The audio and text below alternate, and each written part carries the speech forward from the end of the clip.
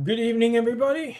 This is Tomahawk here on a night of chill, on a night of talking about my home state of California and how much politicians up in Sacramento keep trying to fuck it up for me while I live in this state. Alright, whatever. Not whatever, but tonight, I've got a couple things on the docket. There's gonna be some reacts. I have some react slop videos going. A react slop video, as well as a California bill I want to go over to this for this stream. Due to the fact that California Democrats don't seem too pleased that an independent journalist, Nick Shirley, looked into some fraud that was happening in California.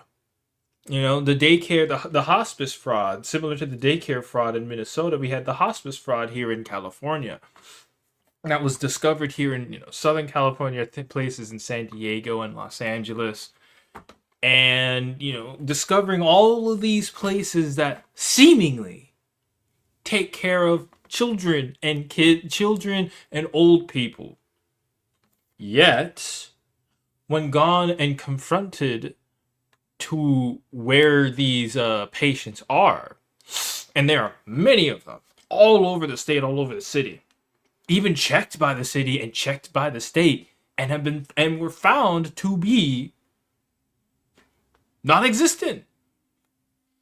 They don't exist. And when pressed, when asked about it, the residents at these abodes became defensive, became squirrely, and were like, "What are you doing? What are you doing? Stop! Don't we I'm going to call the police, and you can't you can't investigate us." And it's like, bruh, if you were a legitimate business, you wouldn't mind somebody coming in and asking questions. Also, automatically, people getting squirrely at the sight of Nick Shirley, I didn't mean to do that, was already pretty fucking sus. But in his investigation, he came across many places of business that were just non-existent.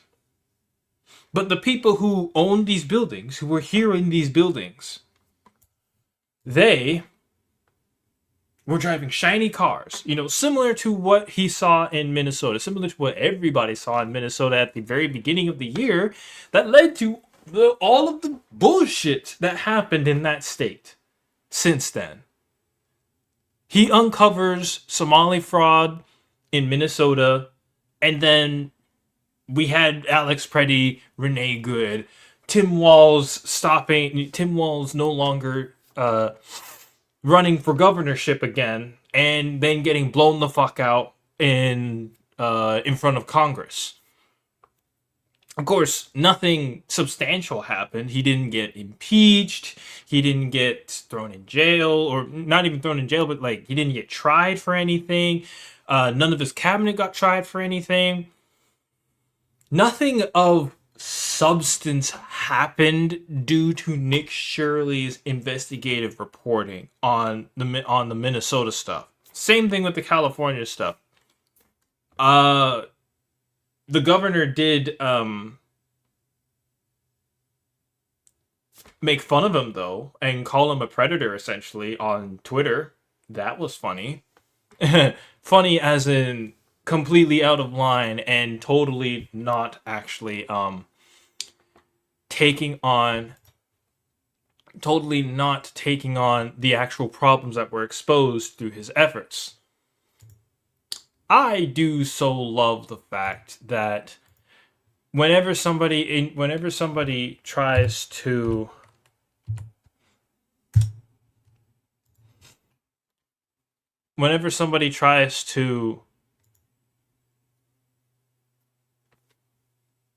bring information to the people, there's a very large subsect of people that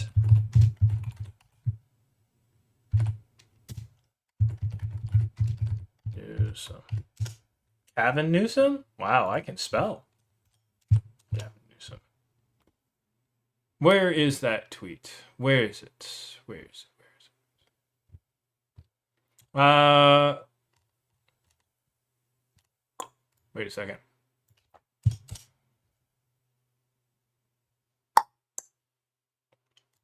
We'll get to the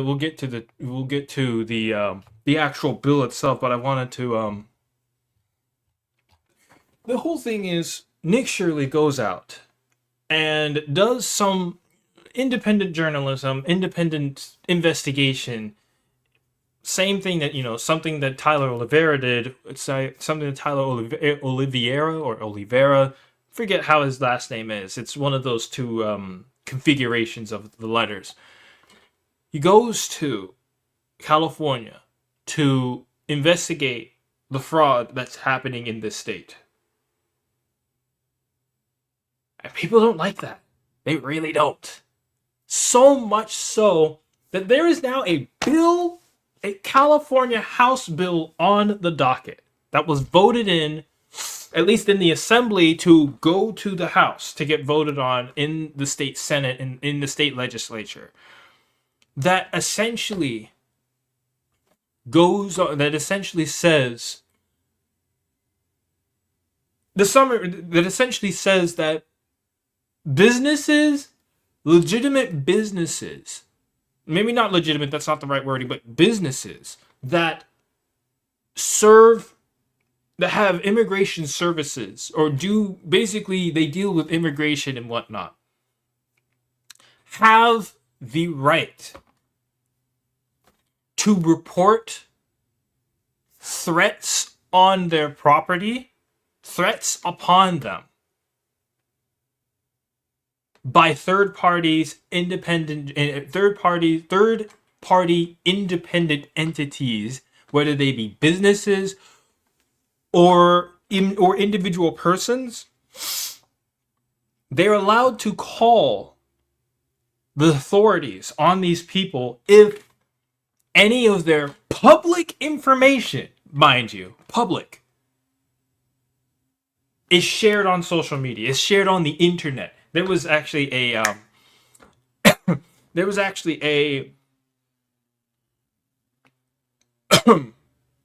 there's going to be some crossouts and fixes within the bill itself, within the bill's language itself, that basically, they shortened the internet and social media to just the internet. Anywhere on the internet. It could be, on social media, it could be on a website, it could be on YouTube, Twitch. It doesn't matter where it is. If you can see it online, it is within the parameters of being reported on.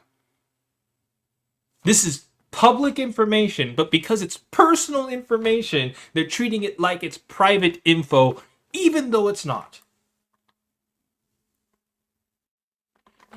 And it's essentially being colloquially called, at least by the Republican legislature of this state, one of the Republican legislatures, the legislators of the state, Carl DeMaio, as the quote-unquote Stop Nick Shirley Act.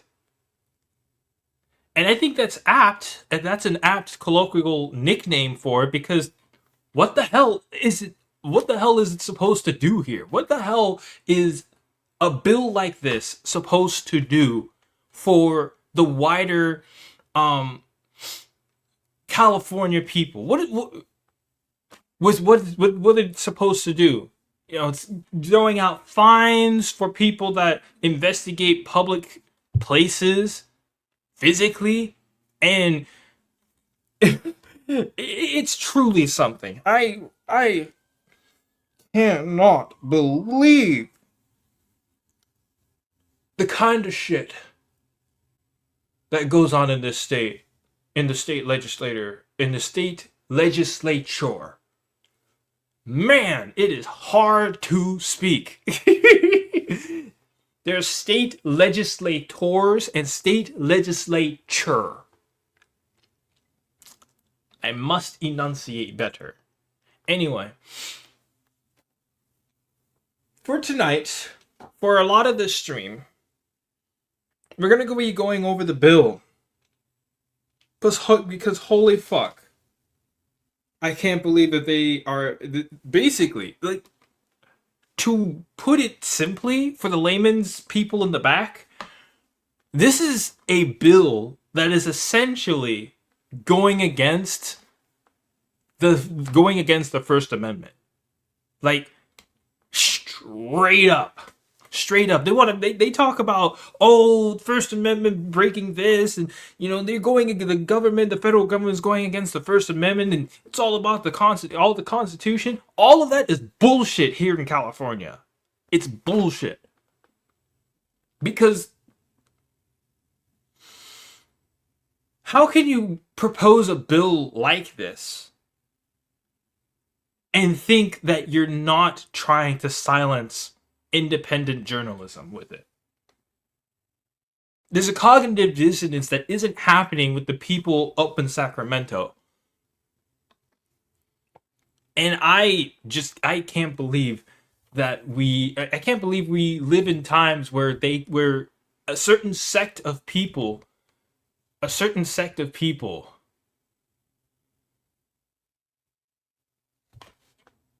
are so self-righteous in their cause that they just think that anything goes just because they're in power. They think it's all for the right reasons. This is where we are here in California. We are in some really dark times here in California, and we can't be saved unless there is, dare I say, an uprising of a proportion that truly and completely uproots this state, the madness in this state. Here it is. It's Bill AB 2624, Privacy for Immigration Support Services Providers. Never believe the headlines, people. Never believe the headlines. Because at this point, it's like, what are we even doing here? Privacy for Immigration Support Services.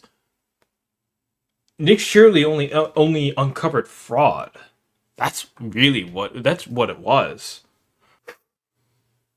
AB 2624, Privacy for Immigration Support Services Providers, session year 25-26. This went through the House Assembly, was voted on. Today is the 13th, so it was voted on 4 days ago. This is the latest version as of 4 days ago, April 9th. It was introduced, and it was recently voted on. 11 to 11, I think it was, there were 15 people. 11 people passed it. 11 people voted on this. You can see the bill author and then the bill author, the bill co-authors. It's 1, 2, 3, 4, 5, 6, 7, 8, 9. 9 co-authors. And 11 of them passed it. The 2 people that were against, here can we see, Carl DeMail and Alexandra Mercado did not vote. Joe Patterson and Josh Hoover. I don't blame them for not voting because they're outnumbered. Completely outnumbered. Every single Democrat voted for this bill. Do pass as amended and be re-referred to the Committee on Judiciary. What the hell is this, man? All right. People of the state California do enact as follows. Section 1, commencing Section 1, Chapter 3.26, commencing with Section 6218.10, added to Division 7 of the Title 1 of the Government Code. Legislature declares as following. Persons providing support services to the immigrant community have been subject to harassment, threats, and intimidation for their work.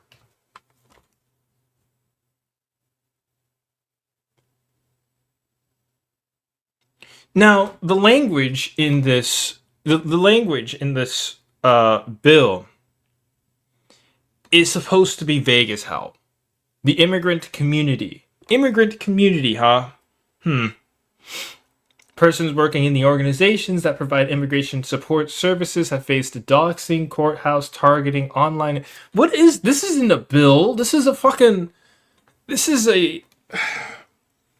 What would you call? This is an article written in legislative form, put out as government ruling. Put out as government ruling, basically. For the purposes of this chat, persons faced doxing, courthouse targeting, online harassment, anti-immigrant vigilante threats, and coordinated campaigns and death threats. Is this a Google Doc or a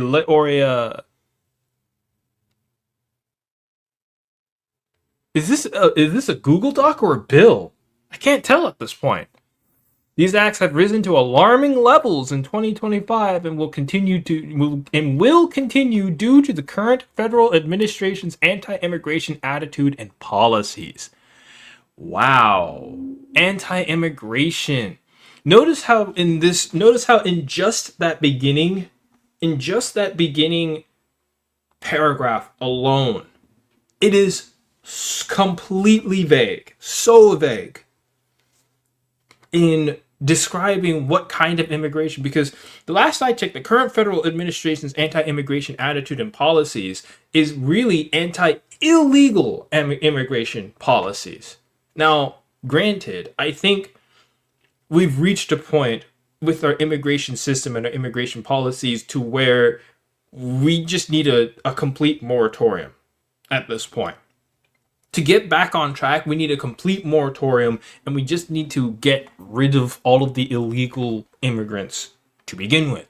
All of the ICE raids that happened throughout 2025 were part of this.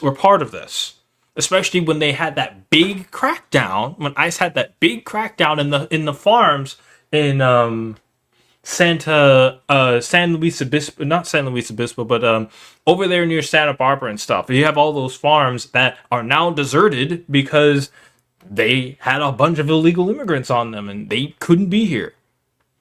For the purposes of, but continuing on, 1662.18.11, for the purposes of this chapter, all the following definitions apply. All right, so here is where they are supposedly going to define what they mean by the terms they use in this bill. Address means a residential street address, school address, or work address of an individual as specified on the individual's application to be a program participant under this chapter. B. Designated immigration support services means services provided to the immigration population, including but not limited to legal representation, legal assistance, advocacy, case management, humanitarian relief, immigration resources, referrals, translation services, counseling services, and healthcare. A lot of these can mean anything. Case management, advocacy groups. What could that? Things like humanitarian relief could be the various hospice related cares, various like hospice related services, and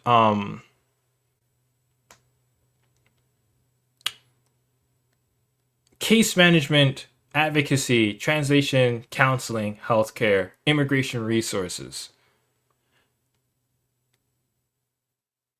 It's essentially, a lot of these sort of say the same thing, but they're, I guess, different enough in category that they require a separate naming. But really, it's all in service of immigrants living here.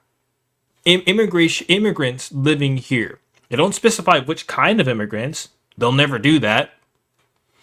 But it's immigrants that are immigrants living here.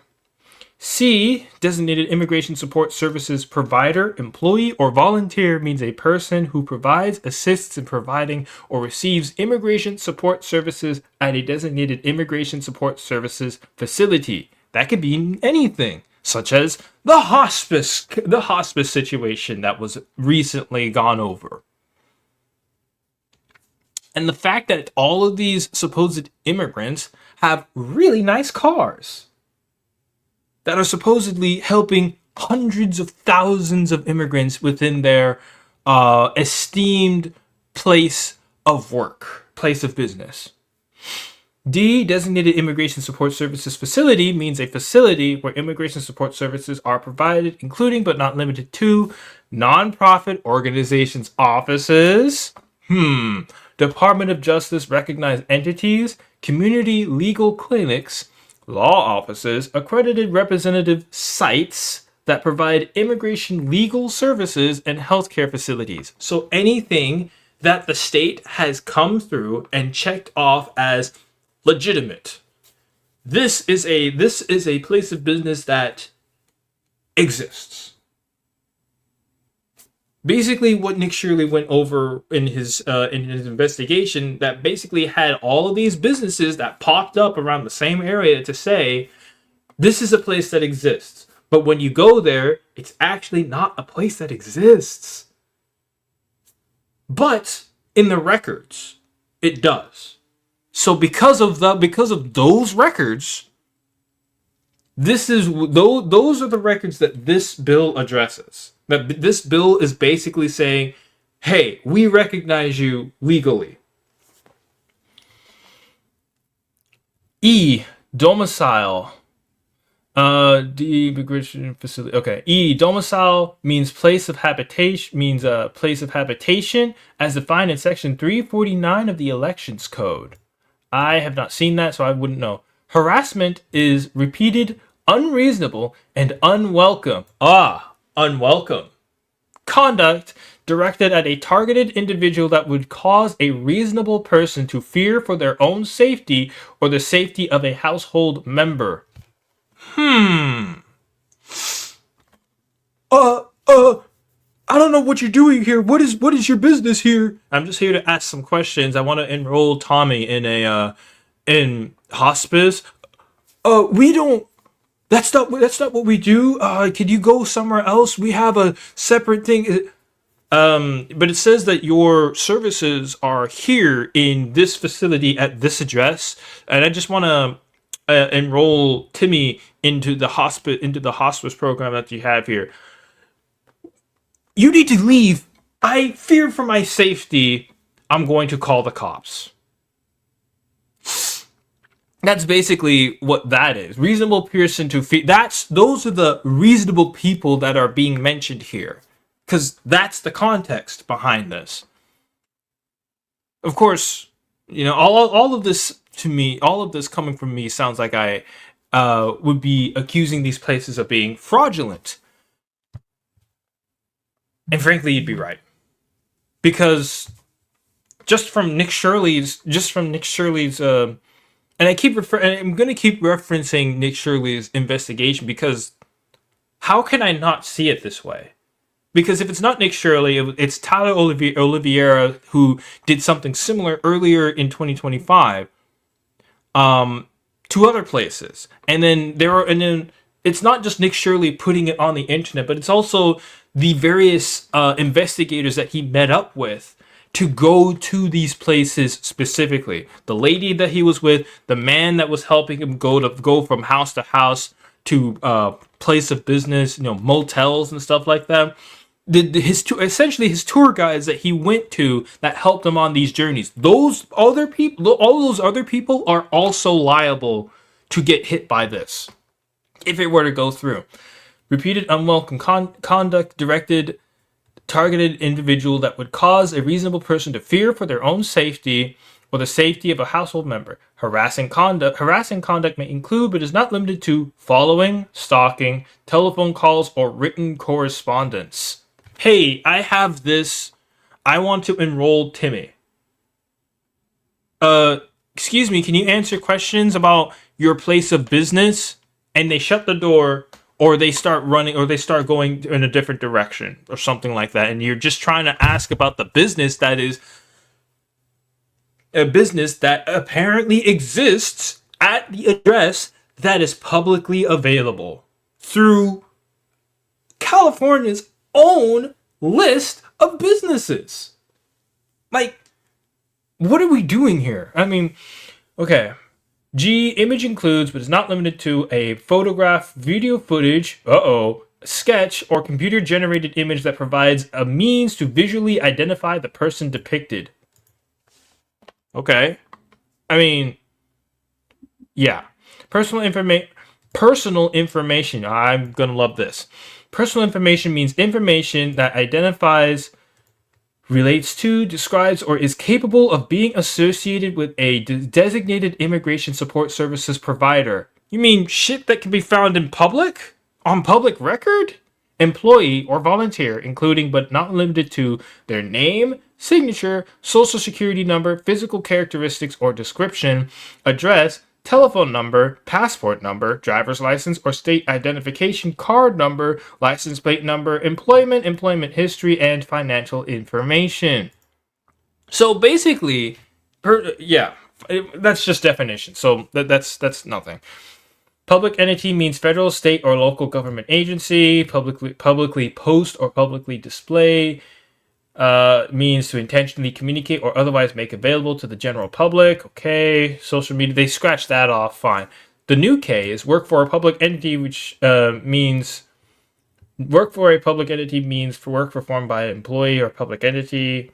Work performed for a public entity by a person pursuant to a contract with public entity. And that's the end of the definitions in the bill.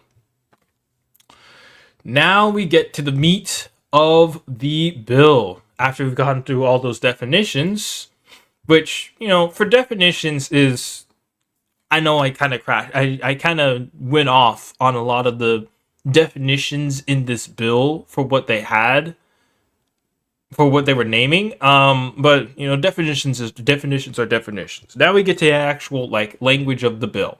The actual language. 6218.12. A. An adult person, a parent or guardian acting on behalf of a minor, or a guardian acting on behalf of an incapacitated person who is domiciled in California, may apply to the Secretary of State to have an address designated by the Secretary of State to serve as the person's address or the address of the minor or incapacitated person. An application shall be completed in person. An application should be completed in person at a community-based assistance program designated by the Secretary of State. The application process shall include a requirement that the applicant shall meet with a counselor and receive orientation information about the program. Okay, fine. The Secretary of State shall approve an application if it is filed in the manner and on the form prescribed by the Secretary of State, and it contains all of the following. 1. If the applicant alleges that the basis for the application is that the applicant or the minor or incapacitated person on whose behalf the application is made is a designated immigration support services provider, employee, or volunteer who is fearful for their safety or the safety of their family because of their affiliation with a designated immigration support services facility, the application shall be accompanied by all of the following. Immigration services, eh?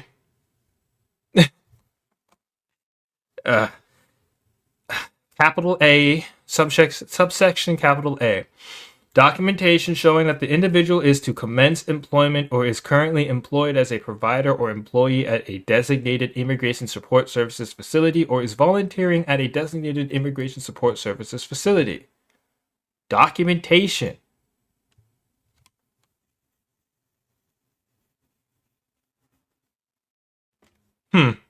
Documentation, eh?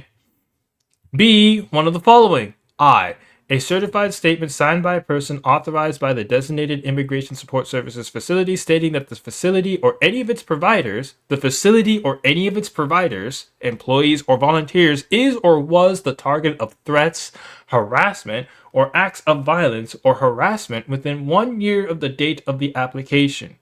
A person who willfully certifies as true any material matter pursuant to the section that the person knows to be false is guilty of a misdemeanor.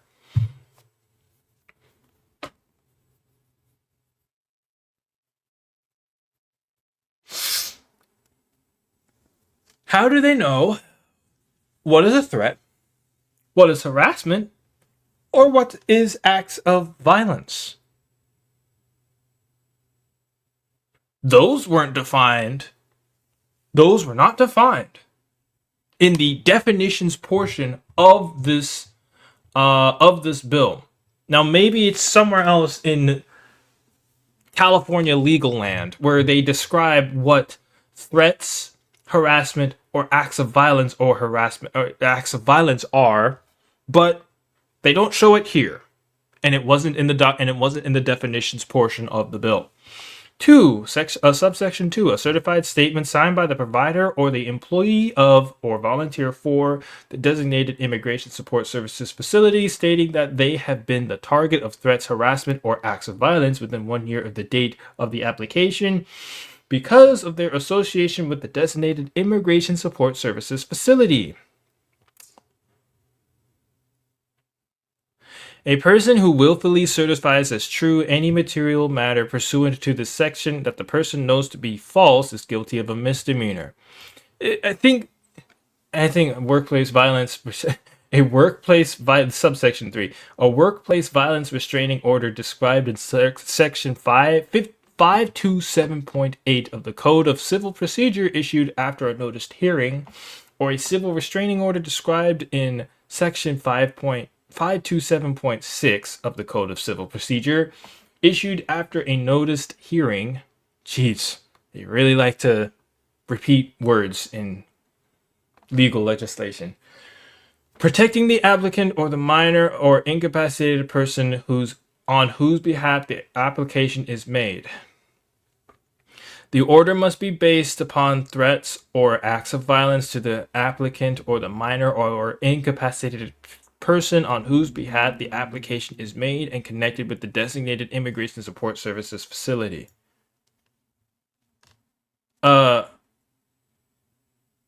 Documentation. So, okay. Certified statements, workplace violence restraining order.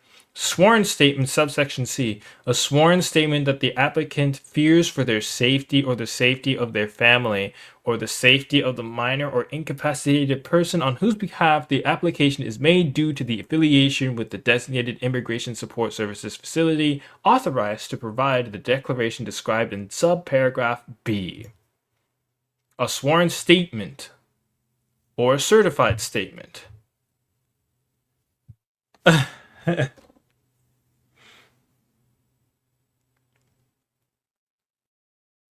So a subsection that loops around a sworn statement. So it can either be a written statement certified by the Secretary of State, or it could just be, I swear on my life that this is the case. So it could either be on public record or off the record. Just by saying, trust me, bro. A sworn statement. A sworn statement, man. Come on. 2, if the applicant alleges, okay, that the basis for the application is that the applicant is a designated immigration support services facility volunteer, the application shall, in addition to the documents specified in paragraph 1, be accompanied by documentation by the designated immigration support services facility showing the length of time the volunteer has committed to working at the facility. Yeah, that is in response to Nick Shirley asking how long they've been there. I mean, I say Nick Shirley. I will admit that it may not actually be in response to Nick Shirley's investigation in California. That being said,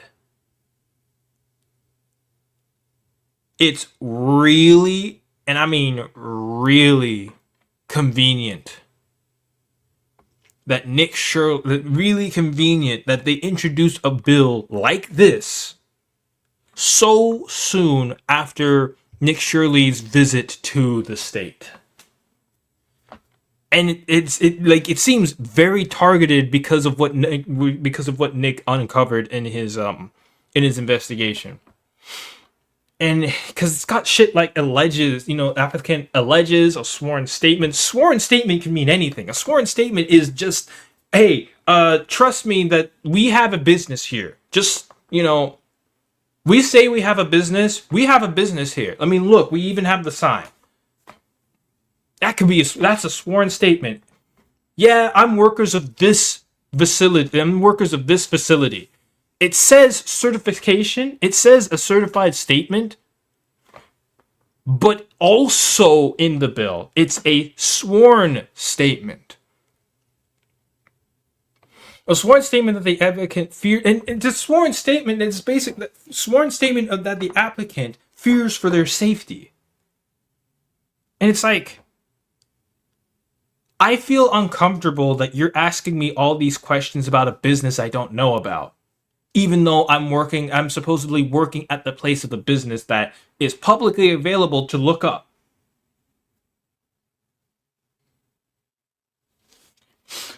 Subsection A, if the applicant alleges that the basis of the where was I? Immigration volunteer, the application shall, in addition to the documents specified in paragraph 1, be accompanied by a documentation designated immigration services facility showing the length of, 3.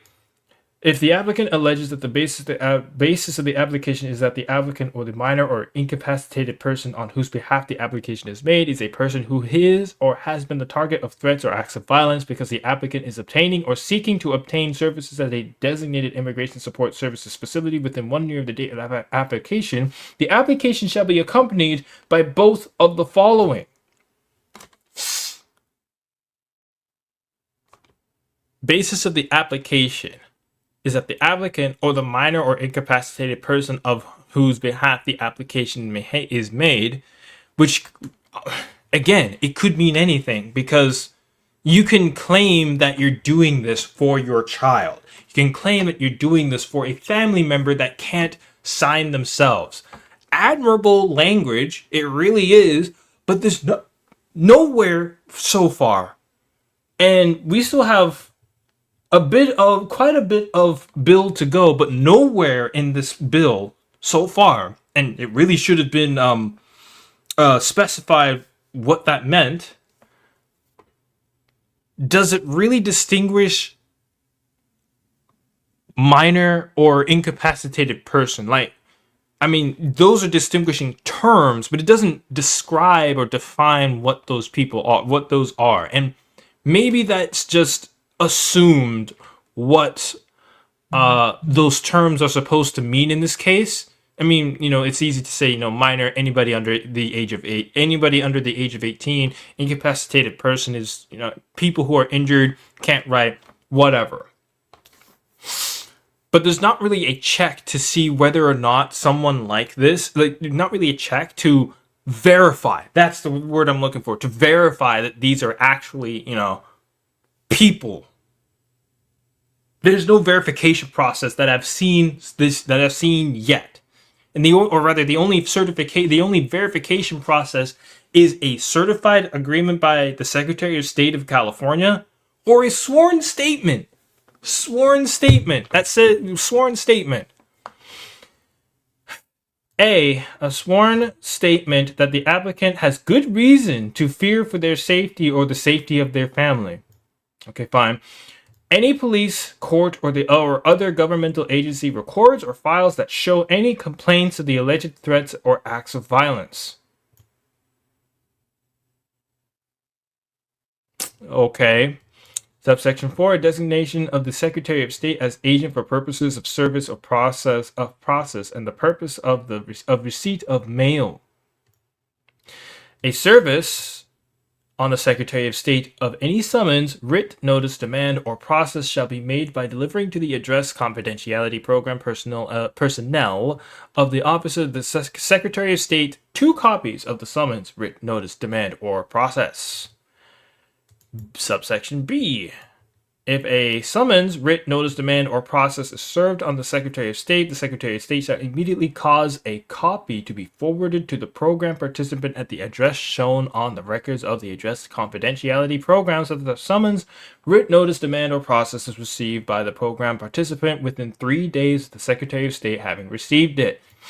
Put simply, if the Secretary of State receives any notice that somebody's coming in to investigate the facility, the Secretary of State is then obligated to send the facility a copy of documentation that the facility actually exists, basically. This is in answer to anybody that kind of pop quizzes any place of business for one of these immigration homes or one of these hospice homes, that the place actually exists. It's essentially the get out of jail free card for any time somebody comes up and asks, does this place actually exist? The California Secretary of State is basically obligated per this bill that per this bill to provide a paper, a statement, an official paper statement from the state of California saying that yes, actually this place exists, even though you're looking at the building and you're seeing emptiness. Even if there happens to be nobody at the location, you are still, even though it may look like there's nobody at the location, the Secretary of State says that people here exist, this business exists, therefore, we exist and you need to stop talking. I'm going to be a bit accusatory in this stream. I don't know if people can tell. Anyway. B.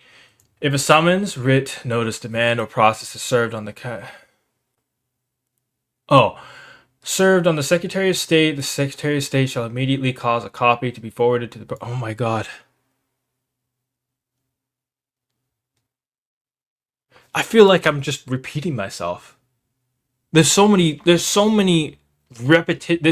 repetition in this bill, in these bills. Holy shit. Okay, anyway. Forwarded to the program participant at the address shown on the records of the address confidentiality program so that the summons, writ, notice, demand, or process is received by the program participant within 3 days of the Secretary of State having received it. Okay, I think I saw that already. C. Secretary of State shall keep record of all summonses, writs, notices, demands, and processes served upon the Secretary of State under this section, and shall record the time of that service in the Secretary of State's action. At least there will be a public record of it, basically. The office of the Secretary of State and any agent or person employed by the Secretary of State shall be held harmless from any liability in any action brought by any person injured or harmed as a result of the handling of first-class mail on behalf of the program participants. Okay, that's protecting the mail service that would deliver this. Mailing address where the applicant can be contacted by the Secretary of State, and the telephone number or numbers where the applicant can be called by the Secretary of State. That's subsection 5. Okay. 6.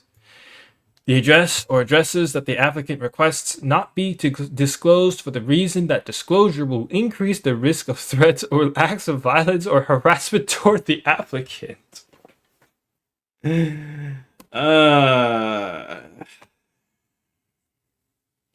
request that you give me official notice that my place of business exists. But I don't want you to tell people that I asked you to do this, or else they will continue to flame me for asking for writs of notice from the Secretary of State. I don't want you to tell them that I asked you. The address or addresses requests not be disclosed for the reason that Disclosure will increase the risk of threats or acts of violence or harassment toward the applicant. It's funny. It's has a point, unfortunately.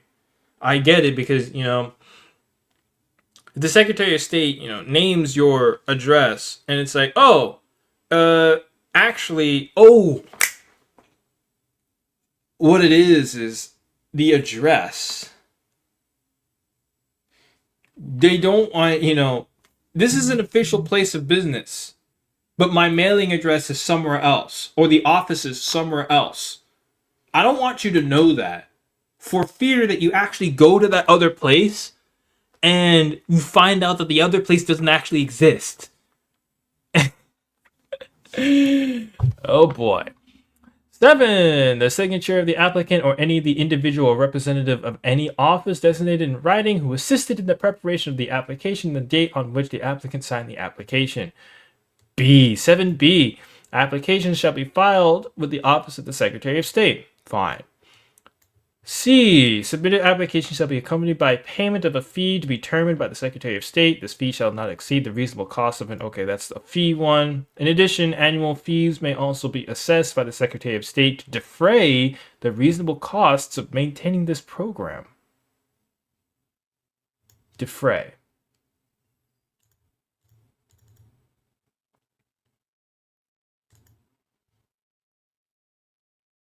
To undertake payment of costs to pay. To pay or discharge. To avert or appease, as by paying off to satisfy. Okay. This fee shall not exceed the reasonable costs of enrolling in the program. In addition, annual fees may also be assessed by the Secretary of State to defray the reasonable costs of maintaining this program. Annual fees assessed by the Secretary of State shall also be used to reimburse the general fund for any amounts expended from that fund for the purposes of this chapter. General fund? They want to take from...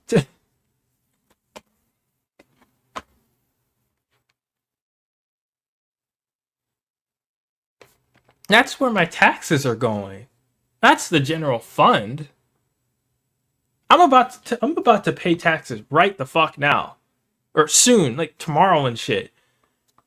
And this is basically saying that applications will have an annual fee and could be paid it could be paid off by my own tax dollars. Subsidized. Brother, stop using my tax money for shit like this. Stop using my tax money for fraud. Come the fuck on. D. The address confidentiality for Immigration Support Services Fund is hereby created in the general fund. Oh my god. Upon appropriation by the legislature, monies in the fund are available for the administration of the program established pursuant to this chapter.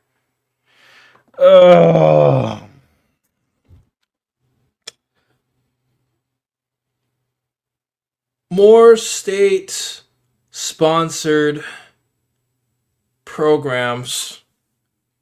Lovely. Upon filing a properly completed application, the Secretary of State shall certify the applicant as a program participant. Applicants, with the exception of designated Immigration Support Services facilities volunteers, shall be certified for 4 years following the date of filing unless the certification is withdrawn or invalidated before that date. Designated Immigration Support Services facility on volunteers shall be certified until 6 months from the last date of volunteering with the facility. The Secretary of State shall by rule establish a renewal procedure. A minor program participant who reaches 18 years of age may renew as an adult following the renewal procedures established by the Secretary of State. Okay. So in this bill, they're going to be basically creating an application process that says the Secretary of State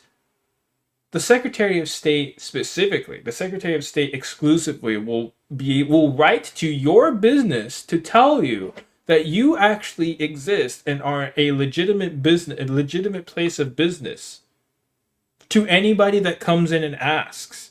And not to mention, but those people that are coming in to ask, they can't just quiz you. They can't just pop quiz you and be like, "Hey, I want to enroll in this. I want to enroll in this program, or I want to enroll someone in this program. Can you show me where to do that?"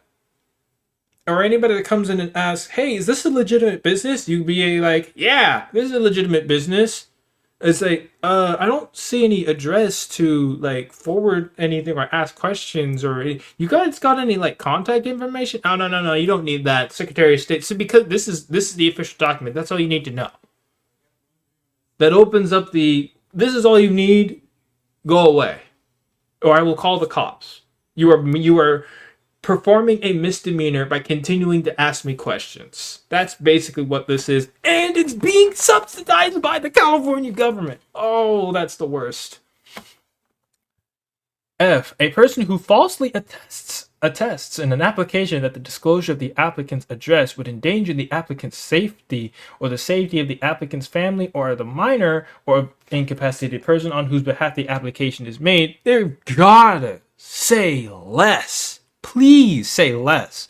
Or who knowingly provides false or incorrect information upon making an application is guilty of a misdemeanor.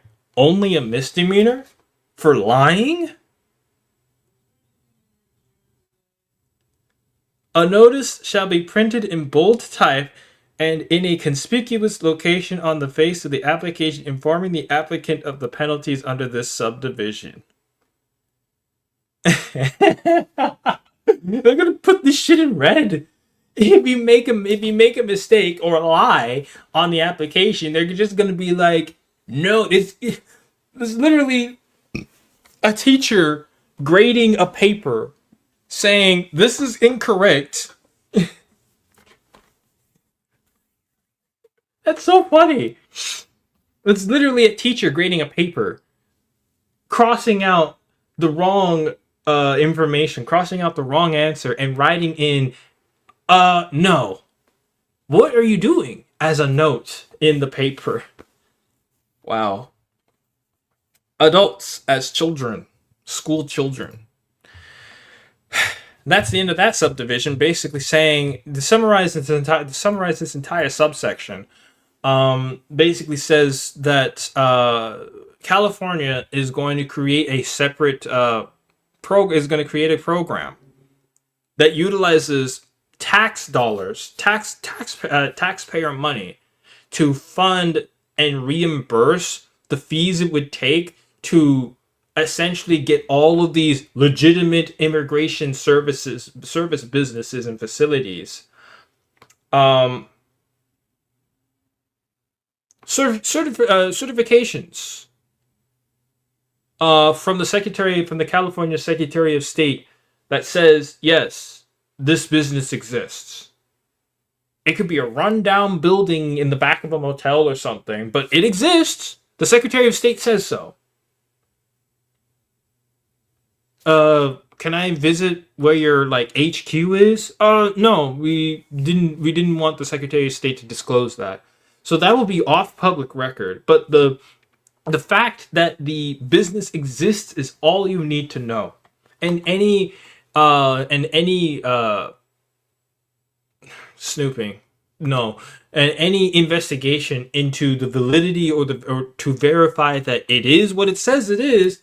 All you need is the Secretary of State, if the little paper that says the Secretary of State hereby declares that this is a legitimate business. Stop fucking asking, or else I feel uncomfortable and I fear for my life. This is basically, if you fear that somebody is coming in to ask you questions and you feel uncomfortable, you can run to the Secretary of State and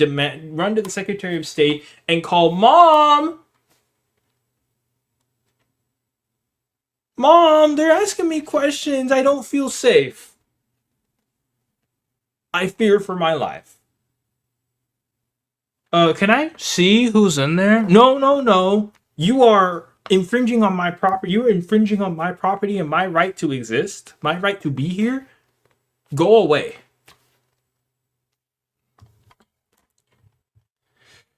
Next. Did I pass 13? No. Okay. No, 14. All right. 6218.14. A program participant may withdraw from program participation by submitting to the Secretary of State written notification of withdrawal and their current identification card.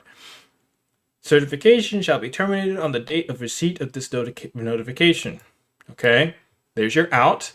B, the Secretary of State may terminate a program participant's certification and invalidate the participant's authorization card for any of the following reasons. 1. The program participant's certification term has expired and the certification renewal has not been completed. 2.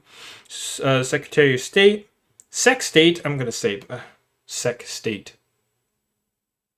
That's wrong to say. Determined that false information was used in the application process to qualify as a program participant, or that participation in the program is being used as a subterfuge to avoid detection of illegal or criminal activity or apprehension by law enforcement.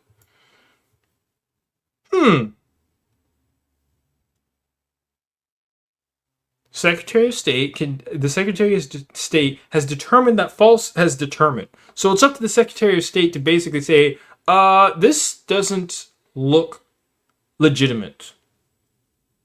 No, not letting this go. That's a lot of veto power, the power of the Secretary of State.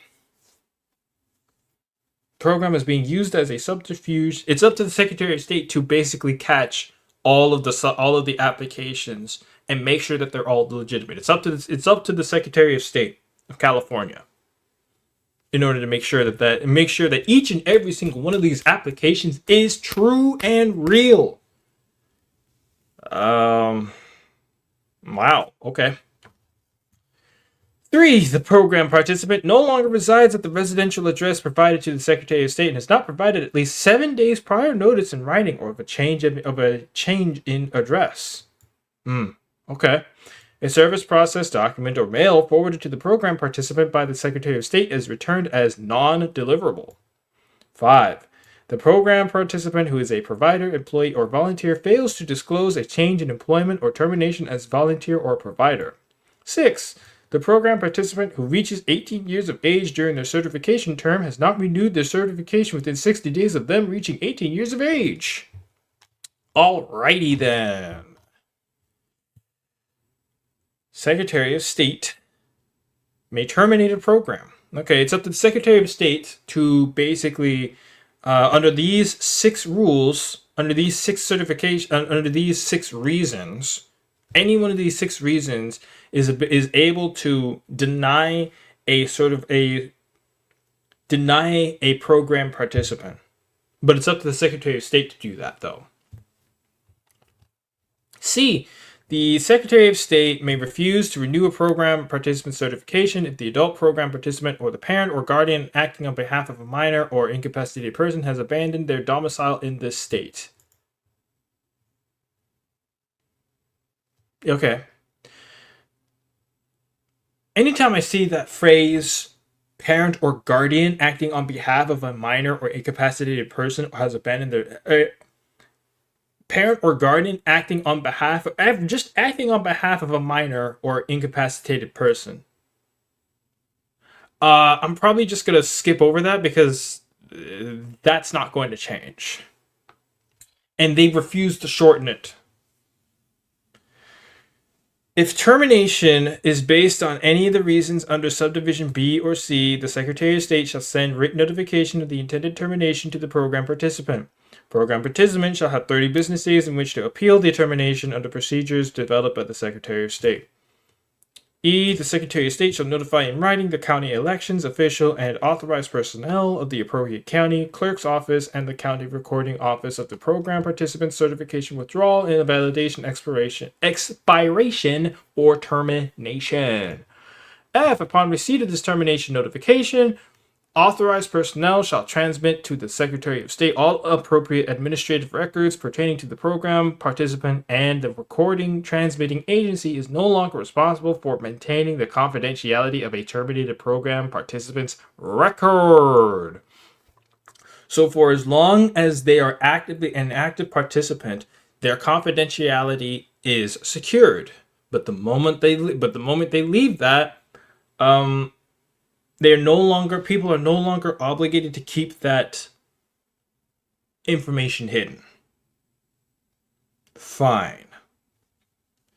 G, following the termination program participant certification as a result of paragraph 2 of subdivision B, Secretary of State may disclose information contained in the participant's application. So this one, 62.18.14 basically lays out the parameters for which program participants stop being program participants. And to sum it up, it's mainly on the Secretary of State to determine whether the person has either falsely applied, abandoned the domicile or the address that's on record, falsely applied or abandoned the address that's on record, or failed to renew or put into writing that you are a part of this program. It's up to the Secretary of State of California to determine that these are the things that have happened while you were a program participant. If you either willingly withdrew, found to have lapsed your renewal, put in false info, or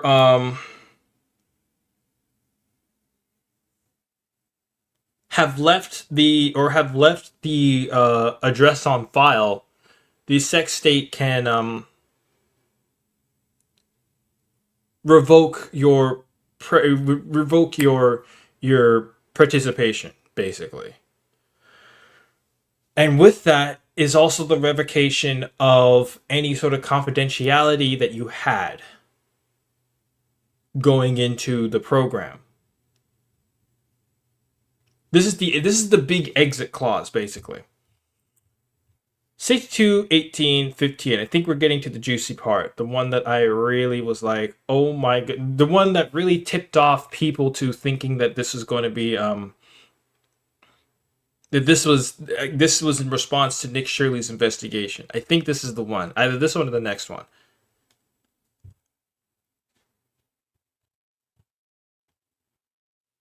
Oh no, it's down the way. It's down the way. So 62.18.15. I wish there was names for like what these subsections, like the theme of the subsections. The last subsection, 62.18.14 is the revocation of program participants. That's the one. The one before that is how applications get made. And how applications get made and who brings them up. Anyway, 15A, a program participant may request that state and local agencies use the address designated by the Secretary of State as the participant's address. When creating a public record, state and local agencies shall accept the address designated by the Secretary of State as a program participant's substitute address, unless the Secretary of State has determined both of the following. 1. The agency has a bona fide statutory or administrative requirement for the use of the address that would otherwise be confidential under this chapter. 2. The address will be used only for those statutory and administrative purposes and shall not be publicly disseminated. You can put in a mailing address, like a PO box, basically. You could set up a P.O. box with the Secretary of State for your business instead of as public record that it gets sent to state and local agencies for your business. Okay, fine. Setting up if you have like a P.O. box that people send mail to, all right, that's what this is. That's fine. B, a program participant may request that state and local agencies use the address designated by the Secretary of State as a participant's address. When modifying or maintaining a public record, excluding the record of any birth, fetal death, or marriage registered under Division 102, commencing with Section 102.100 of the Health and Safety Code, state and local agencies shall accept the address designated by the Secretary of State as a program participant's substitute address unless the Secretary of State has determined both of the following. Bona fide statutory address only used for those statutory administrative purposes. Okay. C. A program participant may use the address designated by the Secretary of State as the participant's work address. Fine. D. The office of the Secretary of State shall forward all first-class mail and all mail sent by a governmental agency to the appropriate program participants. What? By a governmental agency to the appropriate program participants.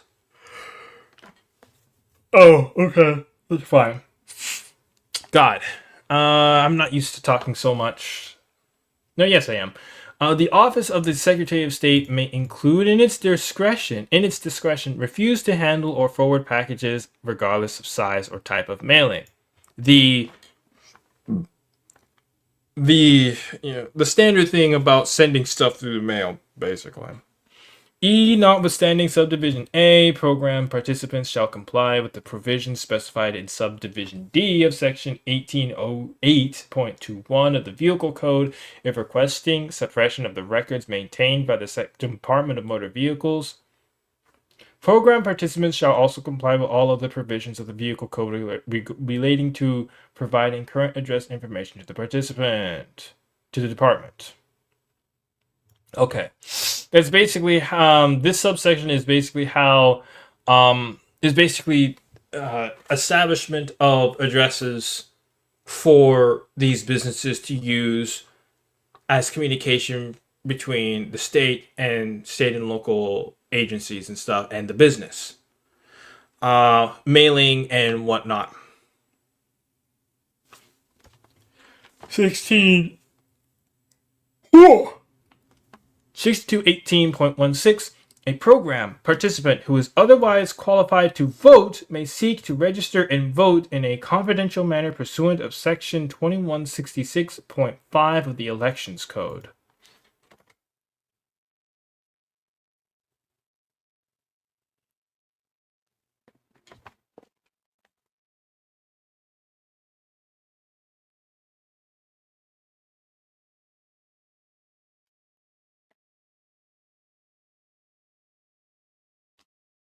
Why is this in here?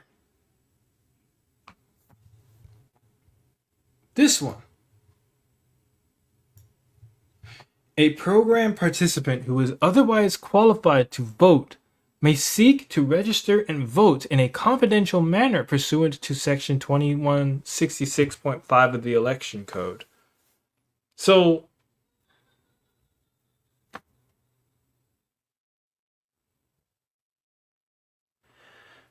oh.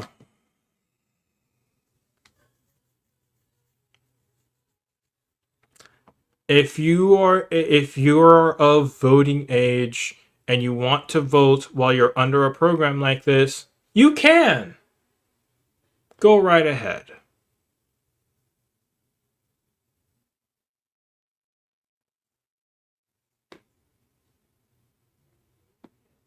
In a confidential manner. So if you want to do mail-in ballots while you're under a program like this, you can. Okay, I guess. No, that's not okay. That shouldn't. That answers a really stupid question of, if you're gonna be in a program like this, can I still vote? Or do I have to suspend my voting rights while I am an immigrant? While I'm in this immigration services? While I'm within this immigration service, either as a participant. Oh dear. If you're benefiting from the program, you can still vote.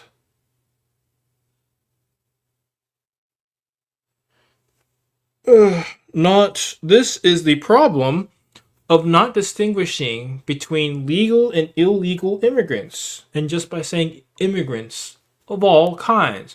Because if you're undocumented, but you're part of this program, you can vote. You can vote otherwise. That's stupid. Okay, 6218.17. A subsection A, the Secretary of State may not make a program participant's address other than the address designated by the Secretary of State available for inspection or copying, except under any of the following circumstances. 1. If requested by a law enforcement agency, to the law enforcement agency. 2. If directed by a court order, to a person identified in the order. 3. If certification has been terminated pursuant to paragraph 2, subdivision B of 62. Yeah, okay, fine. Certification terminated. Okay, fine. B, the Secretary of State shall designate the state and local agencies as nonprofit agencies and nonprofit agencies that may assist persons applying to be program participants. Any assistance and counseling rendered by the Office of the Secretary of State or its designees to applicants shall in no way be construed as legal advice. Okay, fine. C. The Secretary of State may adopt rules to facilitate the administration of this chapter by state and local agencies. The Secretary of State shall administer this chapter together with and in the same manner as the address confidentiality programs in Chapter 3.1, commencing with Section 6205 in Chapter 3.2, commencing with Section 6215. D. The Secretary of State shall provide each program participant a notice in a clear and conspicuous font that contains all of the following information. The program participant is authorized by law to request to use the participant's address designated by the Secretary of State on real property deeds, change of ownership forms, and deeds of trust when purchasing or selling a home. The program participant may create a revocable living trust and place their real property into the trust to protect their residential street address from disclosure in real property transactions.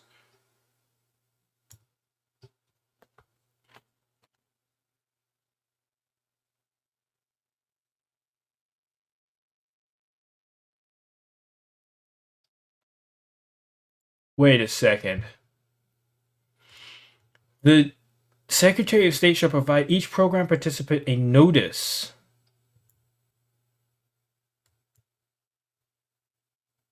Authorized by law to use participant's address.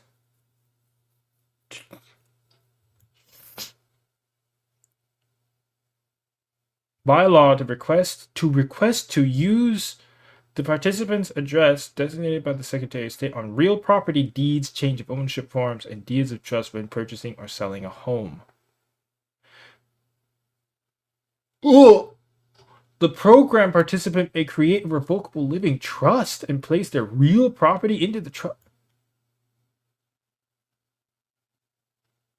3. The program participant may obtain a change of their legal name to protect their anonymity. 4. The list of contact information for entities that the program participant may contact to receive information on or receive legal services for the creation of a trust to hold real property or obtaining a name change, including county bar associations, legal aid, societies, state and local agencies, or other nonprofit organizations that may be able to assist program participants.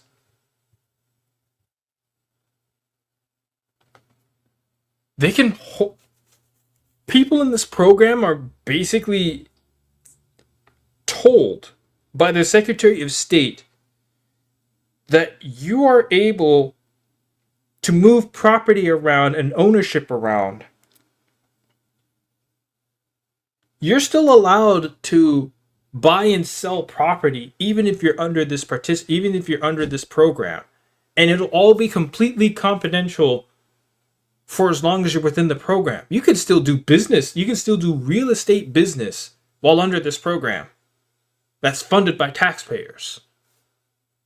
At least that's my interpretation of what the fuck I'm reading.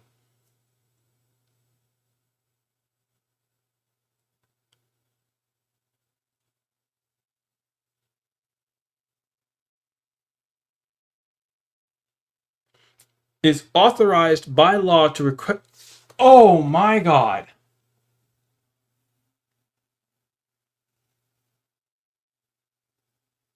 If they're dealing with. If.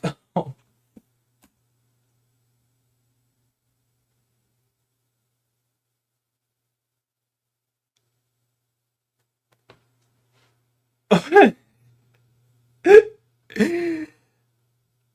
So, if they're part of this program, and they buy and sell, and they either buy or sell a home or buy or sell a car, they can use they can use the program's address, even if the address leads to fucking nowhere, as legitimate addresses on the official deeds of these places, on the official deeds of the things that they buy, and create trusts from it.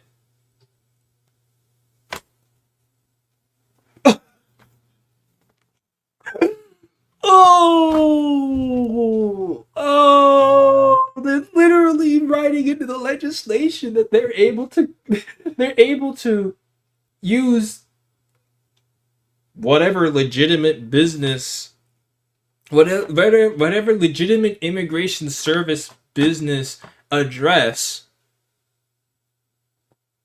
while buying or selling homes, property, or cars, vehicles, and shit.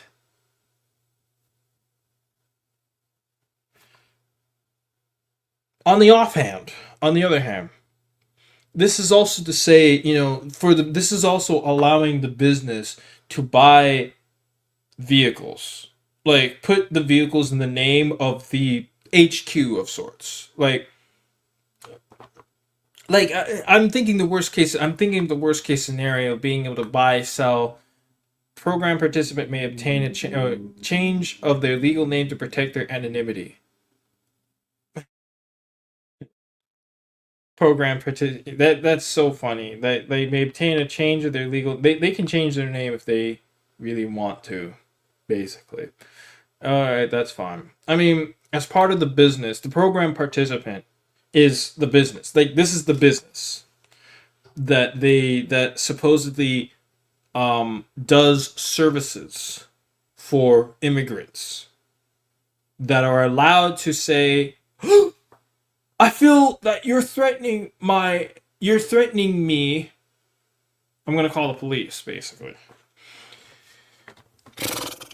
Subsection E1. The Secretary of State shall submit to the legislature no later than January 10th of each year a report that includes the total number of applications received for the program established by this chapter.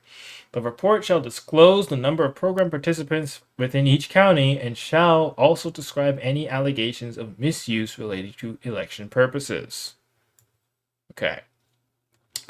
The Secretary of State shall commence accepting applications under this program on April 1st, 2027. That'll be next year. Wow. Okay. Secretary of State shall submit to the legislature by July 1st, 2030, a report that includes the total number of pieces of mail forwarded to program participants, the number of program participants during the program's duration, the average length of time a participant remains in the program, and the targeted code changes needed to improve the program's efficiency and cost effectiveness. Wow, those last four words are something that California has not done in the time that has been a Democrat supermajority. Wow, program's efficiency and cost effectiveness. Gonna be really cost effective with my fucking tax dollars. Yeah. 621818. Not naming what this is. The theme of this is. Oh. I think this is gonna be this is finally the prohibition part. A person, business, or association shall not publicly post or publicly display on the internet the home address of a program participant who has made a written demand of that person, business, or association to not disclose the home address of the program participant. This is the meat. We've been going through the bill up to this point, And this is the part of the bill that is grabbing the attention that it should be grabbing. Because what the hell am I looking at with a person, business, or association shall not publicly post or publicly display on the internet the home address of a program participant who has made a written demand of that person, business, or association to not disclose the home address of the program participant.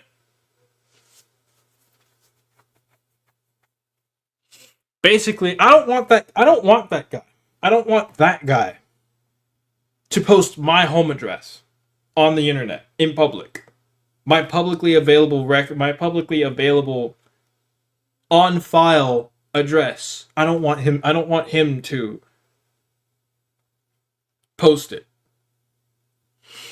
B. A person, business, or association shall not knowingly post the home address of a program participant or the program participant's residing spouse or child on the internet, knowing that person is a program participant and intending to cause an imminent, great bodily harm that is likely to occur or threatening to cause imminent, great bodily harm to that individual. What the fuck are they talking about? What do they mean? What do they mean by this?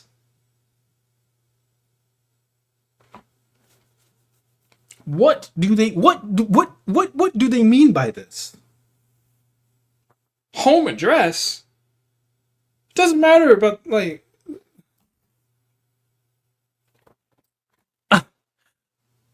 home address.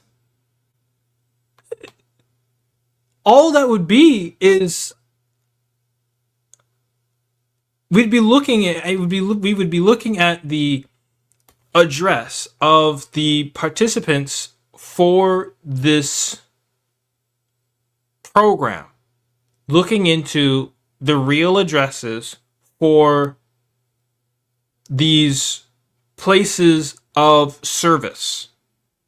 If the places of service happen to be fucking homes or motels or apartments or something like that, that can't be helped.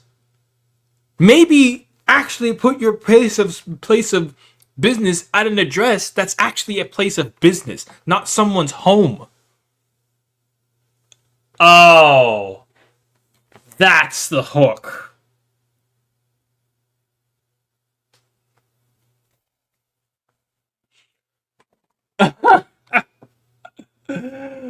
Oh my gosh, that is where the hook is. Oh, dear Lord. A program participant could be a home address, even if that home address is the program participant's address used by the Secretary of State. It's literally a Schrodinger's address. They are legislating a Schrodinger's address in this law, where you as part of your application for this program that is subsidized by the state of California from the general fund,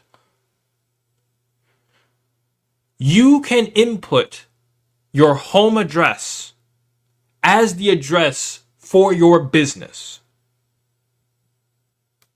It is the address that will be used by state and local agencies to confirm that your business is legitimate, alongside a written piece of paper that the Secretary of State will send to you directly to say that this is a legitimate place of business. The Secretary of State does not have to disclose, for as long as you're a participant, the Secretary of State does not have to disclose the address that you are using.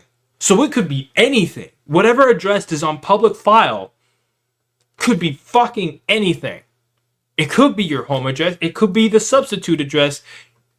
There's no discernment. There's no verification. But the business is on file.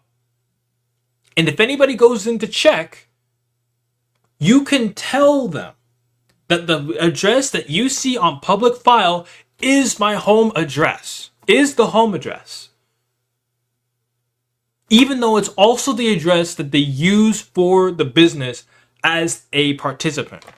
And when you go to investigate that business at the address provided on public record, if you go and it is a home, this law is basically saying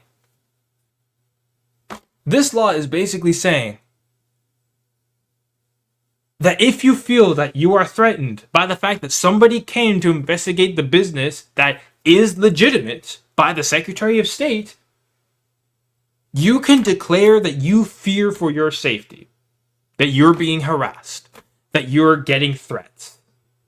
Anybody that comes in to follow them saying, this doesn't feel legitimate, you could say, I don't feel comfortable with this guy. Get him. He's asking too many. I mean, I'm a bit on the nose when I say this, but I don't feel safe with this guy asking me all these questions about my legitimate place of business. I'm helping people out here. This is the Secretary of State saying that I'm helping people out. What else do they need to know? Stop asking me questions. This is a legitimate place of business. This paper says so. In fact, you're here at my home. What are you doing? Get away from my house. But this is a place of business, apparently. It says on public record. Yeah, but it's my home address. They've literally built into this law a Schrodinger's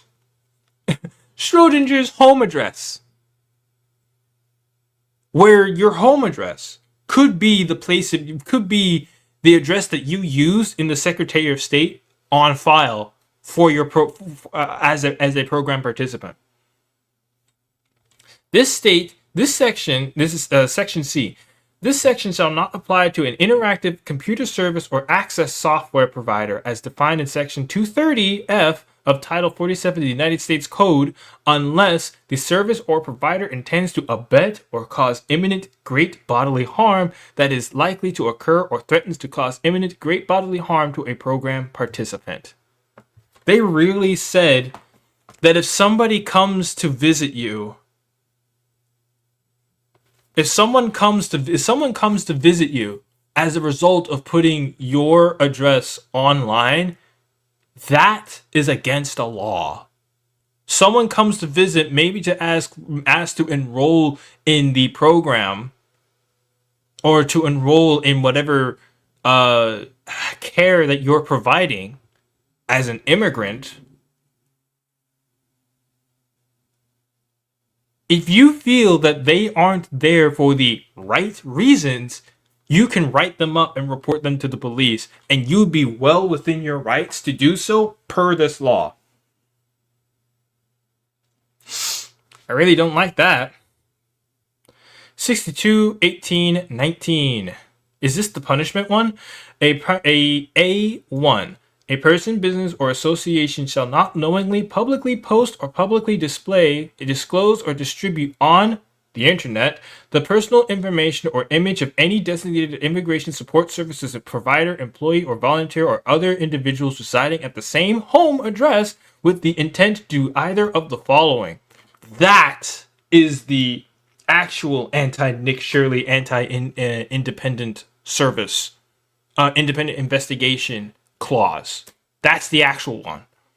A, incite a third person to cause imminent great bodily harm to the designated immigration support services provider, wow, employee, or volunteer identified in the posting or display, or to a co-resident of that person where the third party is likely to commit this harm. What the fuck? Incite a third person? What are they? Sick 'em. They're committing fraud. Sick 'em. Threaten the designated immigration support services provider, employee, or volunteer identified in the posting or display, or a co-resident of that person in a manner that places the person identified or the co-resident in objectively reasonable fear for their personal safety. Jesus Christ. 2. A designated immigration support services provider, employee, or volunteer whose personal information or image is made public as a result of a violation of paragraph 1, or any individual, entity, or organization authorized to act on their behalf may do either or both of the following. Bring an action seeking injunctive or declarative relief in any court competent jurisdiction. If a jury or court finds that a violation has occurred, it may grant injunctive or declarative relief and shall award the successful plaintiff court costs and reasonable attorney fees. Or B, bring an action for money damages in any court of competent jurisdiction, in addition to any other legal rights or remedies. If a jury or court finds that a violation has occurred, it shall award damages to that individual in an amount up to maximum of 3 times the actual damages, but in no case less than $4,000. Wow! So if you fear for your life because somebody comes up to your place of business and asks, is this legit? You can say, I feel threatened. Sue this man. And the court will be like, yeah, under this law here, you made the defendant feel you made the plaintiff feel threatened by your presence. We're fining you $4,000 at least $4,000. Brother, this oh my god. I think B1 is the one that I really was like, oh no. A person, business, or association shall not publicly post or publicly display. Oh, also the icons or images. You can't take pictures of this, and you can't make videos. That's literally what Nick Shirley did. That's the anti-Nick Shirley part of the bill, because it's like, so you cannot film these guys, even though they're on public property. Even though they're out in the open, even though they're part of a community and you're in public, it's not a private setting. It's not. You can see it from space. It's not private. You go to any one of these addresses and it's a home address that's also a business address. And you go to film yourself trying to apply for one of these. They say, I feel threatened. Get them out. Suddenly you have a $4,000 minimum misdemeanor charge on your hands. Brother. Anyway, person, business, or association shall not publicly post or publicly display, disclose, or distribute on the internet the personal information or image of a designated immigration support services provider. That is anti-investigative journalism. Employee or volunteer if that individual or any individual, entity, or organization authorized to act on their behalf has made a written demand of that person, business, or association to not disclose the personal information or image. A written demand made under this paragraph shall include a statement declaring that the individual is subject to the protection of this section and describing a reasonable fear for the safety of that. Oh my God. This really is allowing people to say, I don't want this person specifically visiting my place of residence or visiting my place of business. I don't want this guy. So because Nick Shirley exposed fraud, they're literally writing a law that says, Nick Shirley, I declare on my place of business that Nick Shirley cannot visit this place, or else you can arrest him.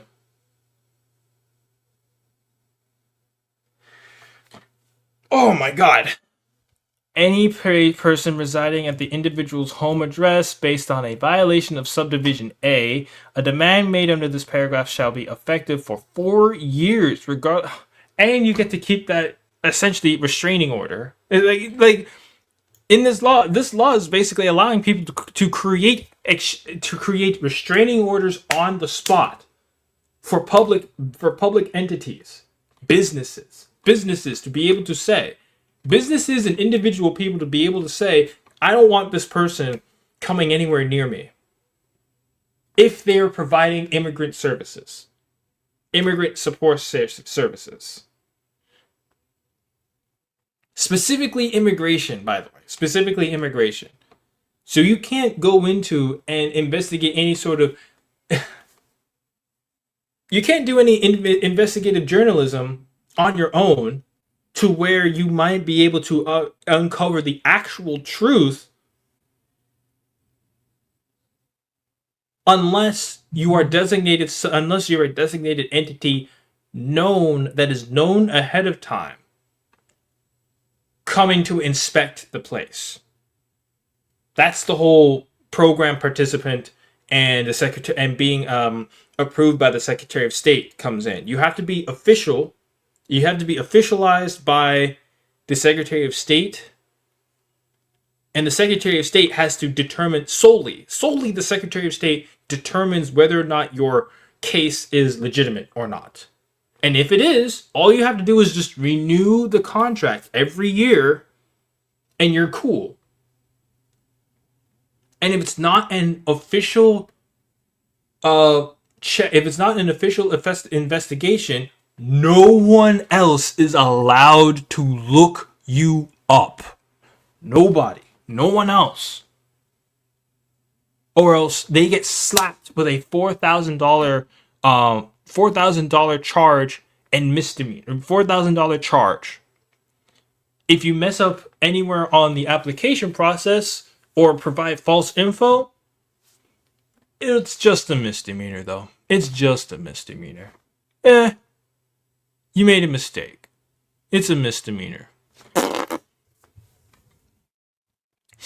A demand made under this paragraph shall be effective for 4 years. You get to keep that for 4 years. That restraining order is 4 years minimum that can be renewed, by the way.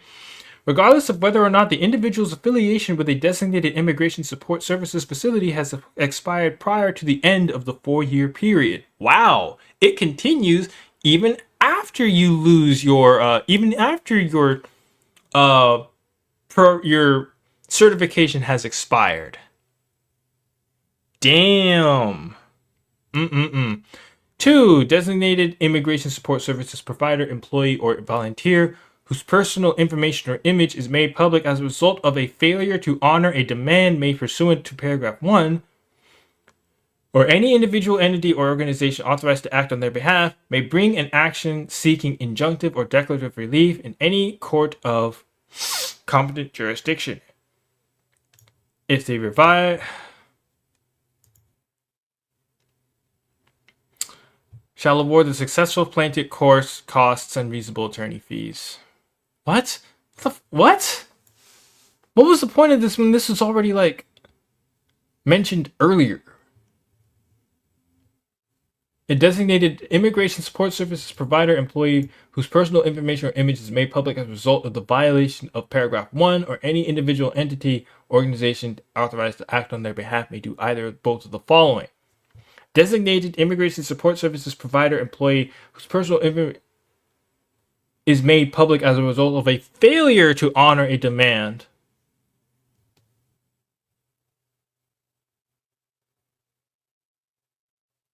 Is made public as a result of a violation of paragraph 1. Failure to honor a demand made pursuant to paragraph 1.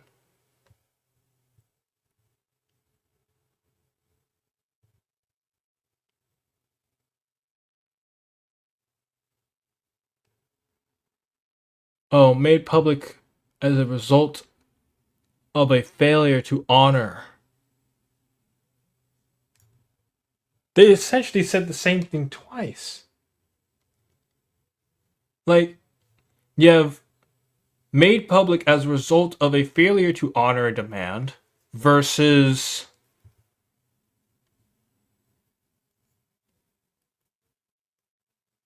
where is it?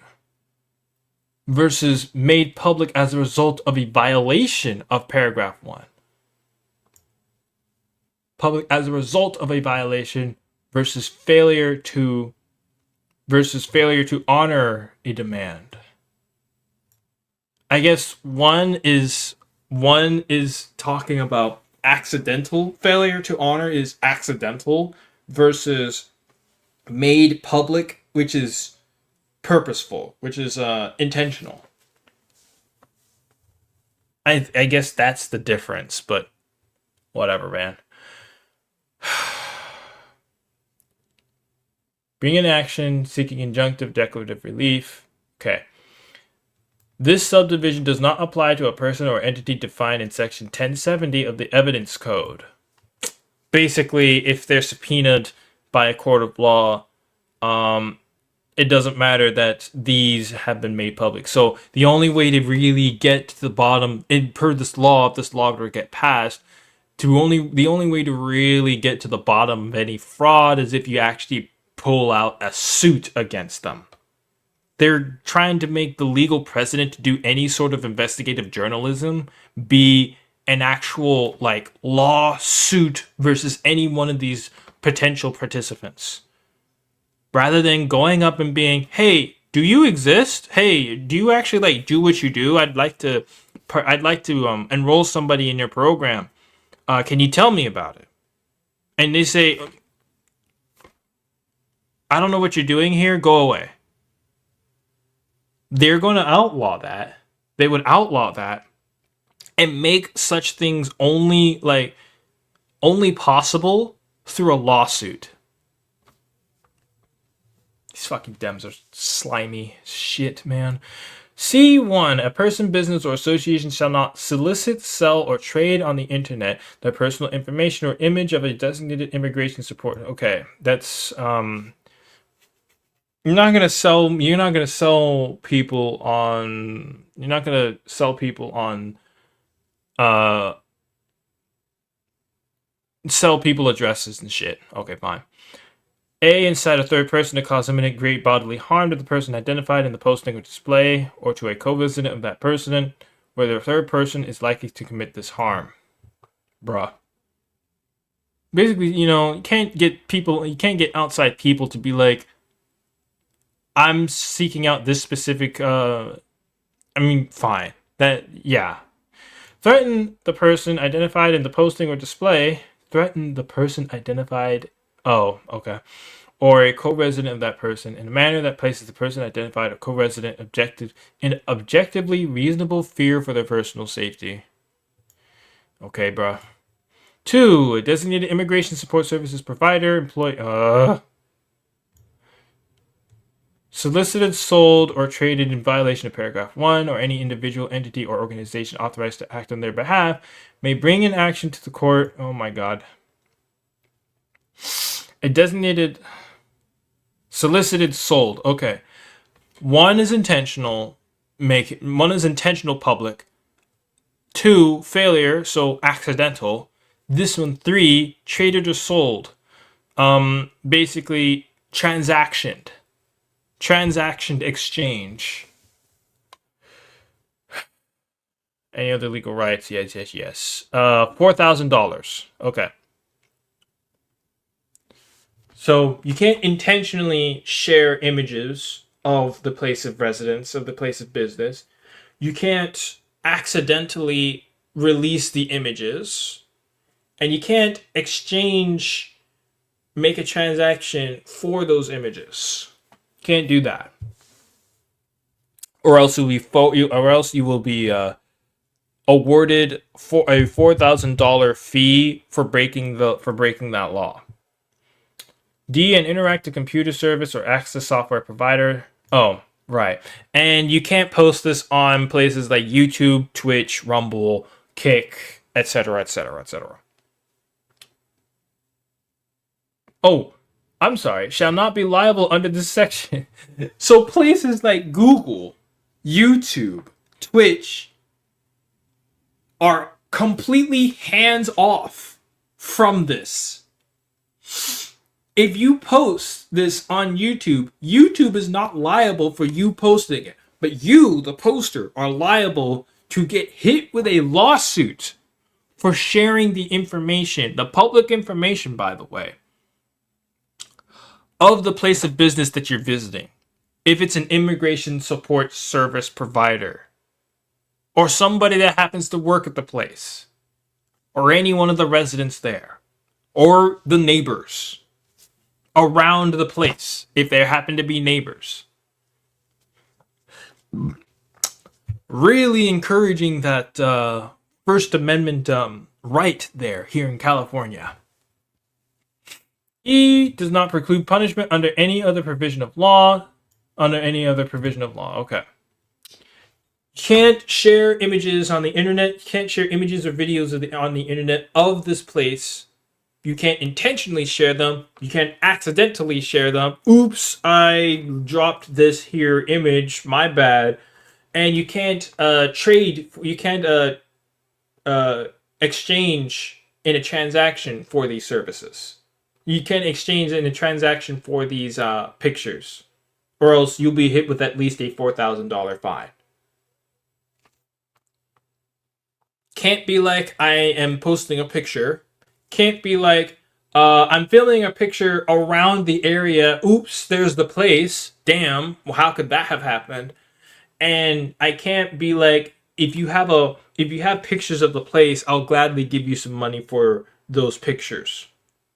If it's found that you've done that, you'll be hit by at least a $4,000 fine.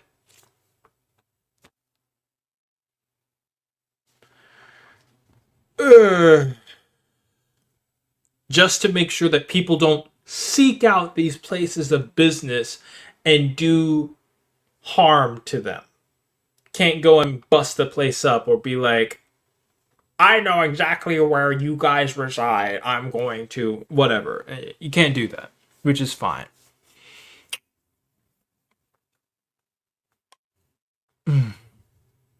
Other individuals residing in the same home address. Yeah. Violation. Oh, this is 621820. This is it. A1. A person shall not post on the internet with the intent that another person imminently use that information to commit a crime involving violence or a threat of violence against a designated immigration support services provider. Okay, fine. We get it. Don't go busting the place up if you are ever given the information that one of these support services is actually in the area. We all know that. Okay, fine. Don't do any harm to people who happen to be in this area or the place itself. Don't go destroying things within the building or, messing with the people inside the building, volunteers or patients as such. Don't do that. We get that. A violation of the subdivision is punishable by a fine up to $10,000 per violation, imprisonment of either up to 1 year in a county jail or pursuant to subdivision H of section 1170 of the Penal Code, or by both that fine and imprisonment.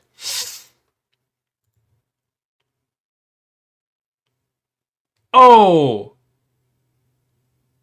Shall not post on the internet with the intent that another person imminently use that information to commit a crime involving violence or a threat of violence against a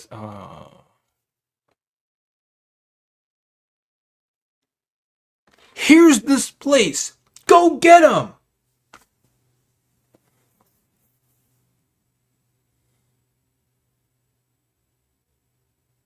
Commit a crime? What crime? The crime of asking people where your business is?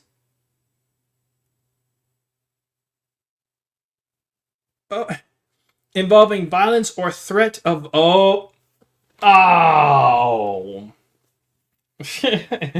I feel threatened. I feel like this guy is going to get... This guy who is asking questions of me is going to incite violence against my place of residence or my business. I feel threatened by that. Hit him with a $10,000 fine. Threat of violence. Fear of personal safety. These are very heavy-handed terms used basically for my place of business is legitimate. You cannot tell me that it is not. And if you do, that's threatening to me. And so I'm going to sue you for it. Or I'm going to find you criminally liable for that. and because you posted it on YouTube, like this whole bill is likely to hit. If it were to go through, it would likely to hit Nick Shirley's video retroactively, because it will continue, because it's one of those videos that will continue to persist after this bill is passed. So they'll be able to flag him for breaking this particular law, because they'll either force him to take it down, or if it stays up, they'll be able to find him criminally liable for breaking this law if it were to pass. For threat of violence, whatever that means. Nothing B, violation of the subdivision that leads to the bodily injury of a designated immigration support services provider, employee, volunteer is a felony punishable by a fine of up to $50,000, imprisonment pursuant to subdivision H, section 1170 penal code, or by both. Nothing in this section shall preclude prosecution under any other provision of law.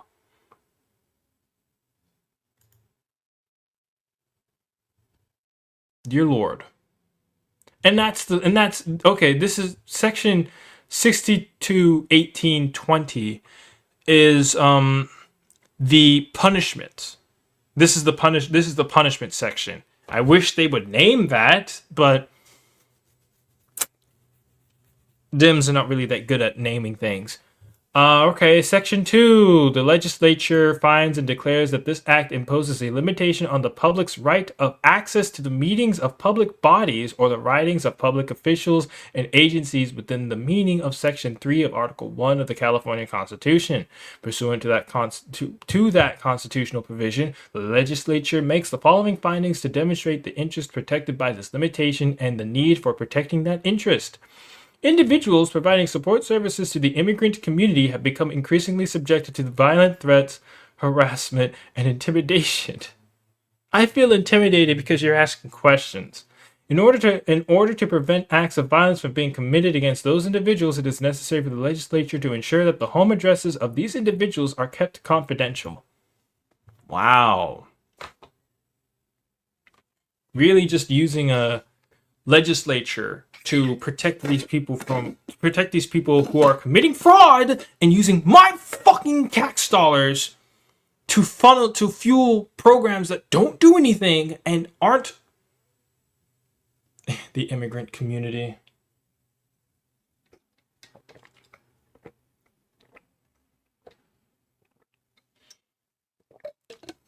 Give me a break. Just give me a break, bro. Why is California so bad? Why is it? Okay. Basically, they're writing this bill to protect the people that come in and are like, wait a second, are you legitimate? Like, do you actually have like proper legal immigrants here? No? Well, then we need to call ICE. Section 3. No reimbursement is required by this act pursuant to Section 6 of Article 13B of the California Constitution for certain costs that may be incurred by a local agency or school district because, in that regard, this act creates a new crime or infraction, eliminates a crime or infraction, or changes the penalty for a crime or infraction within the meaning of Section 17556 of the Governmental Code, or changes the definition of a crime within the meaning of Section 6 of Article 13B of the California Constitution.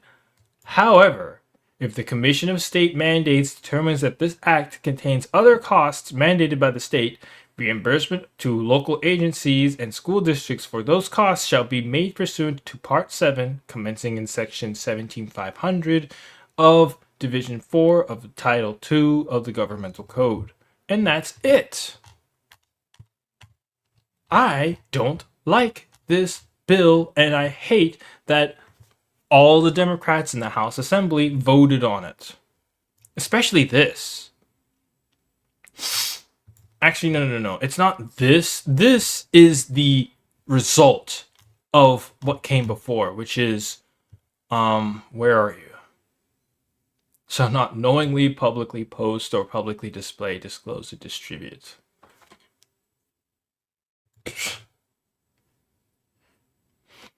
This one, 1618. Person shall not publicly post or display on the internet the home address of a program participant who has made a written demand of that person. That is giving people license to basically write a restraining order that is not verified by the court. It's not. It's verified by the Secretary of State to say, I don't want this particular person coming in and asking me questions. Keep them out. Keep them out, government. Don't let them near me. That is the anti-investigative journalism portion of this bill. 18, 19, and 20 are the bills, is the part of the bill that basically protects what people are saying they're protecting all of the fraud.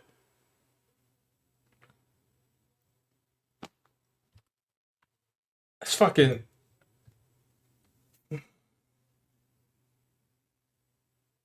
I'm speechless for just how far California goes to protect getting ripped off, protect people who are ripping off taxpayers.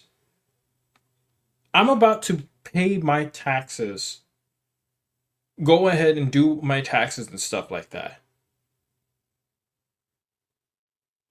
I fucking hate that they're writing legislation to protect people who are taking advantage of the system. Not only that, they're taking advantage of the system and they are enabling them. They're enabling people taking advantage of the system by putting aside money, putting aside a section of the funds that they get from taxpayers in order to run a program that gives them all this power, that allows them to say, I don't want people investigating my place of business. This is all you need. This shit is all you need. California, this is from the Nick Shirley account. California is trying to pass a bill that would criminalize investigative journalism with misdemeanors, $10,000 fines, imprisonment, and content takedown. Yep, that's what I saw as well. The proposed bill is titled AB 2624 and is made after I exposed the mass fraud by immigrant groups in America. The AB 2624, government-funded entities like the Somali Leering daycare centers would be protected from being exposed if they operated inside California. Yes, exactly. Enemy truly is within. When our politicians would rather protect fraudsters and illegal immigrants, it's time for us to stand up or face mass oppression from the traitors who rule over us. It literally just is a violation of the First Amendment by basically giving power to entities, to private, quote unquote, private entities from getting investigated on for any immigration related services. Oh, we are helping out with we're helping out with immigration, with people who are trying to immigrate here, and immigrants and stuff like that. Oh, this is legitimate. The Secretary of State says so. That's all you need to know. It doesn't matter whether or not we're actually doing what we're saying we are doing. It doesn't matter. You can't look into us. We say we're doing it. The state says we're doing it. That's all you need to know. And if you try to ask any more questions, you are threatening us. We will hit you with a lawsuit and we will win because this law in California says that we are allowed to exist. It doesn't matter if we're actually doing this thing that we say that we're doing. All we need is the fact that is the Secretary of State's approval saying that we exist. That's it. And that is something that I noticed within the bill is there's nothing in here that says what the program is actually supposed to do. Only that it is allowed to exist, and anybody that questions that existence will be hit with fine and imprisonment. And content takedown too if it's shared on the internet for whatever reason. License, frauding, instead of trying to fix this fucking state.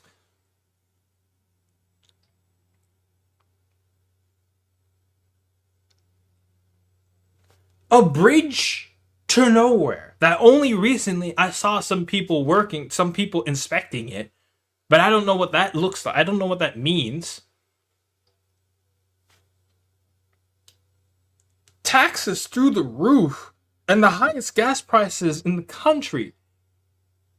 And yet they're protecting people that are taking advantage of the system and legally setting aside money to allow them to continue doing that. Setting aside a portion of my tax dollars to allow people who are helping immigrants. Don't know whether or not they're actually doing it. Doesn't matter whether or not they're actually doing it, but they're helping immigrants in actually utilizing that money. State subsidized. And they can write an informal complaint, an informal restraining order, essentially. Like the same, not even court order, but it's not a certification or sworn statement. Sworn statement could mean fucking anything. Literally, it could just be, I swear that we are a legitimate business, and California's just gonna go, well, that's great. Go ahead and continue work. That's it. That's good enough for me. Sworn statement? You guys are legitimate? That's fine. We know how much you guys are getting targeted by all of these people that are against immigration. So if you say that you're actually working with immigrants, go ahead and be free. We'll even set aside some money for you to play with.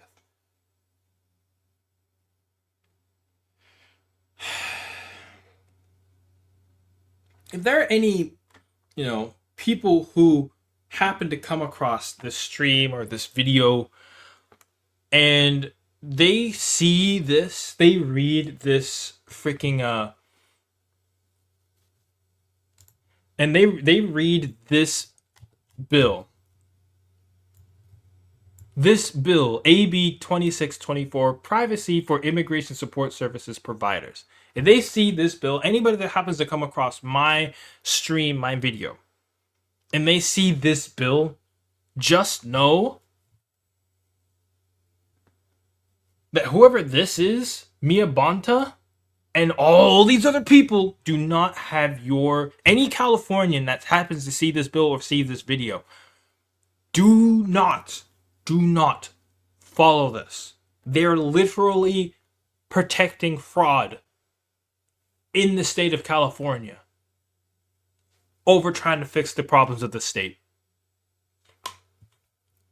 I can't believe this, man. I cannot believe this.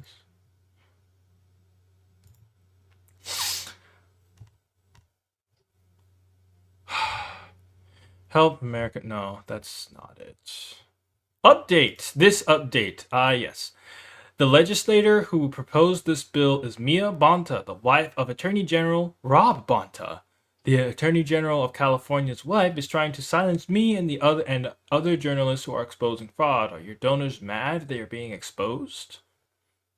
Yeah, fraud in California? What else is new? Anyway,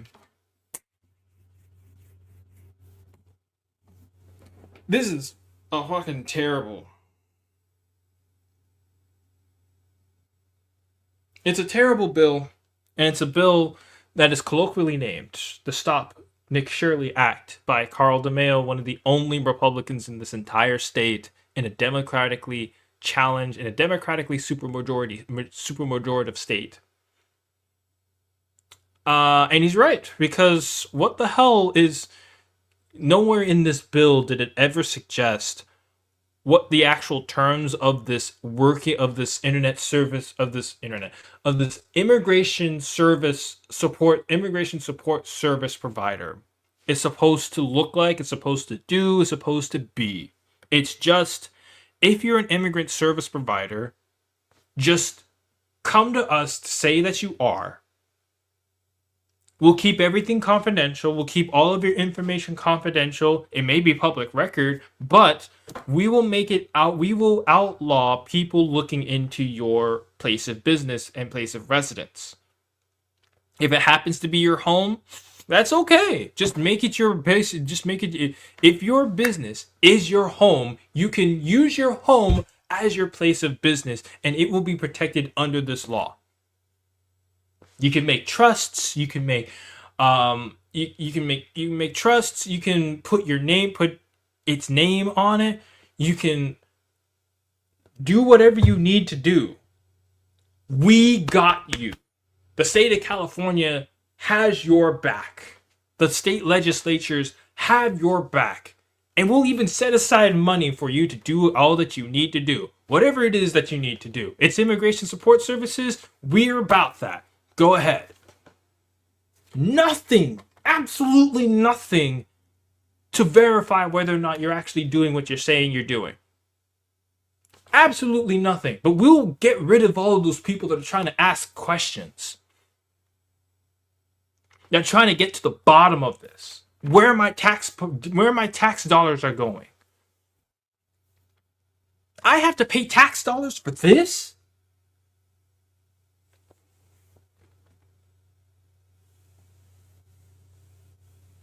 This state is stinky, man. This state is really stinky.